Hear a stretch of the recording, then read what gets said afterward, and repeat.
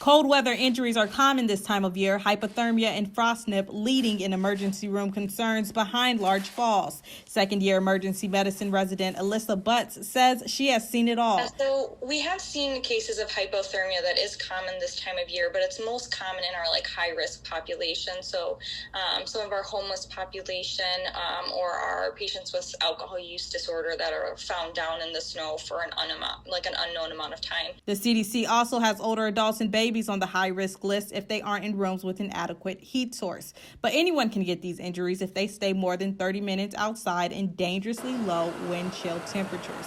Butts tells us that frostnip is a warning sign that you're about to get bitten, one of the many things our body tries to do to protect us from our environment. Frostnip is when you start getting that prickly sensation in your fingers. They're a little bit cold. You're not actually having any tissue damage at that time.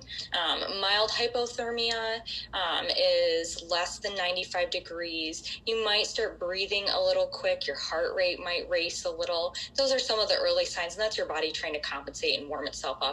The CDC recommends you try to naturally warm your fingers, if possibly nipped, by putting them under your arms or in your pants. Since heat naturally leaves your head first, wearing a hat can help you retain some of that heat and cover your ears. Now, to make sure your lips and nose don't get nipped or bitten, and of course, due to the ongoing pandemic, they are recommending cloth masks to keep you warm and safe.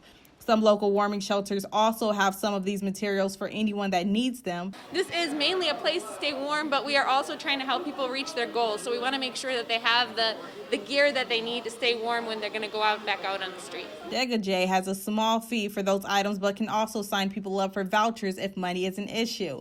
The easiest way to avoid cold weather injuries, of course, being to stay inside. But if you can't, here are Butts' last bits of advice. Make sure that your hands and feet are staying dry because wet pulls heat away from your body. Mittens work better than gloves. I don't have a great reason as to why, and just layers and trying to stay warm.